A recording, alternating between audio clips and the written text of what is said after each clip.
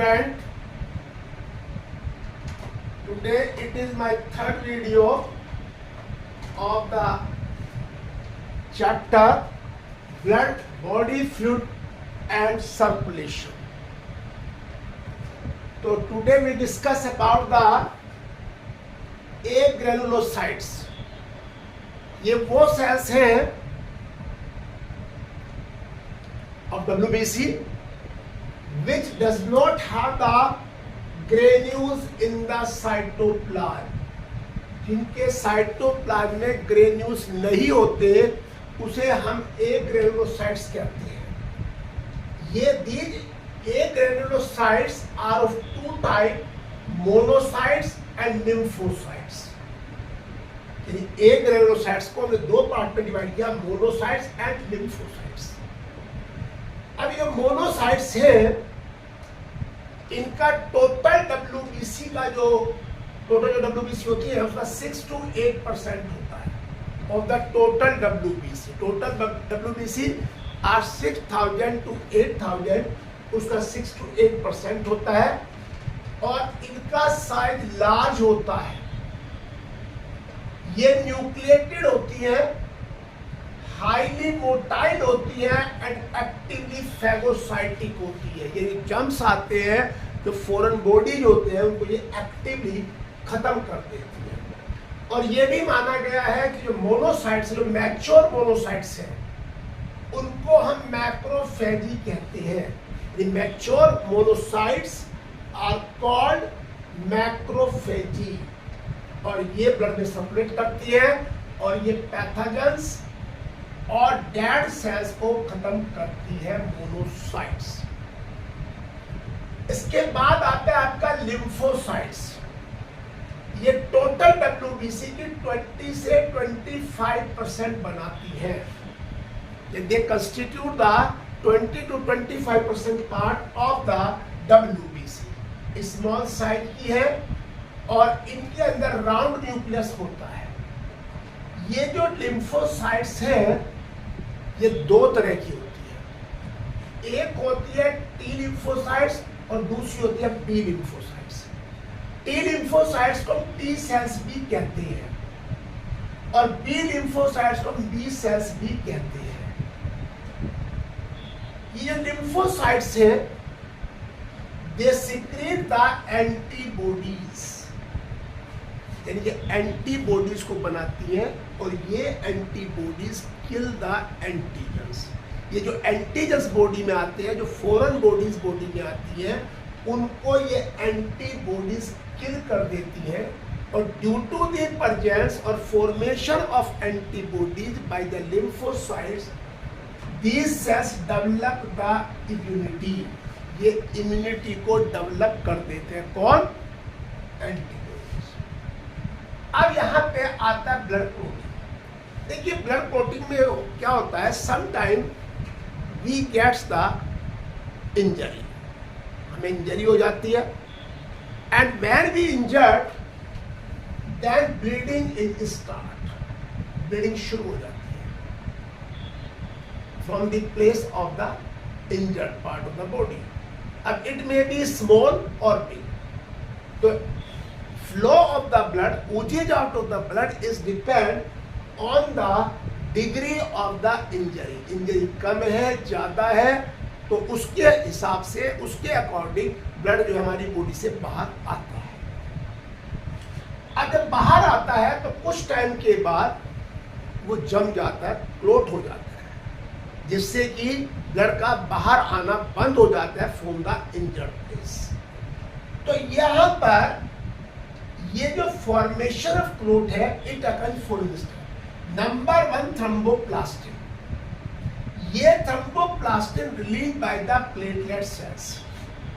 ये ब्लड के अंदर सेल्स होती हैं, नॉन न्यूक्लिएटेड होती हैं. तो ये जो थ्रोम्बोप्लास्टिन रिलीज होता है ये एक एंजाइम बनाता है प्रोथ्रोम्बिनेज.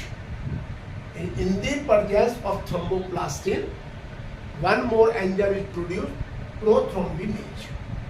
ये प्रोथ्रोम्बिनेज ब्लड के अंदर हेपरिन फ्लो करता है.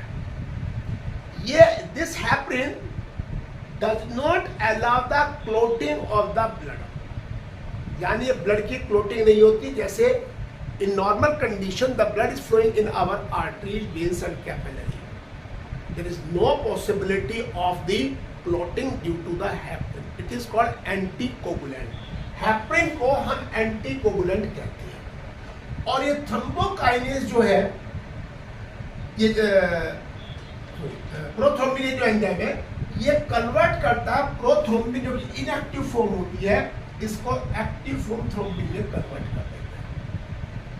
प्रोथ्रोम्बिनेज एंजाइम जो कि थ्रोम्बोप्लास्ट से सिक्रीट कराता है, वो प्रोथ्रोम्बिन को थ्रोम्बिन में बदल देता है। प्रोथ्रोम्बिन एक इनएक्टिव फॉर्म है और थ्रोम्बिन जो है एक्टिव फॉर्म है।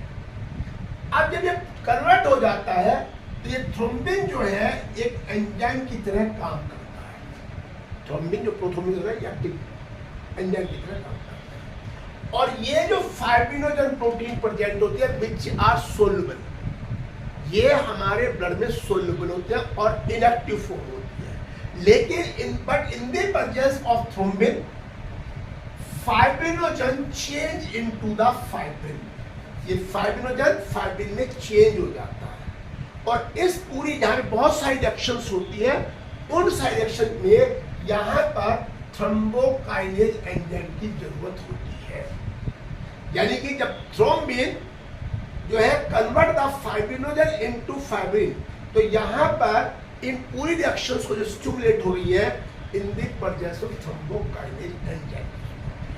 तो ये एंजाइम यहाँ पे काम करता है और साइमल्टेनियसली इसके लिए यहाँ पर हमें कैल्शियम आयन भी चाहिए।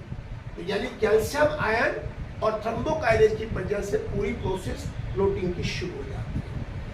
आप देखिए, जब ये फाइब्रिन जो बन गया, फाइब्रिनोजन से फाइब्रिन बन गया, जब ये फाइब्रिन यहाँ बन गया तो this fibrin make the net at the injured place, ये नेट बन जाता है। कहाँ? इंजर्ड प्लेस पर। और जब ये नेट बन जाता है, इस नेट में जो डेड एलिमेंट्स है of the cell, they are fix to here, वो सारे सब्सटेंसेस यहाँ पर आ जाते हैं। जो डेड एंड डैमेज पार्ट है वो सारा यहाँ पर आ जाता है। और फाइनली ब्लड जो है वो क्लोट हो जाता है। जब ब्लड क्लोट हो जाता है तो इस ब्लड के क्लोट होने के बाद at the injured place a light yellow colour liquid is float which is called serum. Serum does not have protein, तो वो सीरम कहलाता है। और this serum finally change into the reddish brown colour covering which is called scum. और ये scum जो है protect the injured place. ये जब तक स्कम उसके साथ चिपका रहता है, stick with the injured place until unless injured place is not healed. उसकी प्रॉपर हीलिंग है तब तक ये वहां पे लगा रहता है और ये ब्लड क्लोटिंग के बाद बनता है। यहां पर there is another topic, lymph और टिश्यू फ्लूइड। लिम्फ और टिश्यू फ्लूइड ये भी हमारा एक कनेक्टिव टिश्यू, जैसे ब्लड कनेक्टिव टिश्यू है वैसे लिम्फ भी कनेक्टिव टिश्यू है।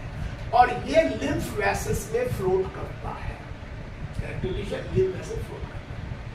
अब अगर आप यहाँ पर इस लिम्फ का कंपोजिशन देखिए, इसमें क्या क्या है देखिए। इसमें सबसे ज्यादा WBC होती है, वो WBCD स्पेशलाइज्ड सेल्स होती है, आप ध्यान रखें। और से स्पेशलाइज्ड लिम्फोसाइट्स होती है, वो यहाँ पे प्रेजेंट होती है। ये जो आपका लिम्फ है, लिम्फ में RBC की एब्सेंट होती है, प्लेटलेट्स भी एब्सेंट होती है और हाई प्रोटीन और प्लाज्मा प्रोटीन भी एब्सेंट होती है। RBC, platelets and high protein और प्लाज्मा प्रोटीन आर एब्सेंट।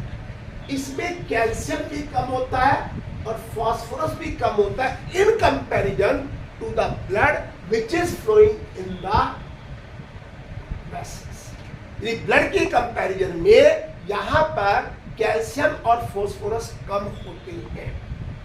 अब लिम्फ बनता कैसे? देखिए, लिम्फ के बनने के लिए होता क्या है कि हमारी जो आर्टरी है, ये हमारी जो है कैपिलरी में चेंज हो जाती है।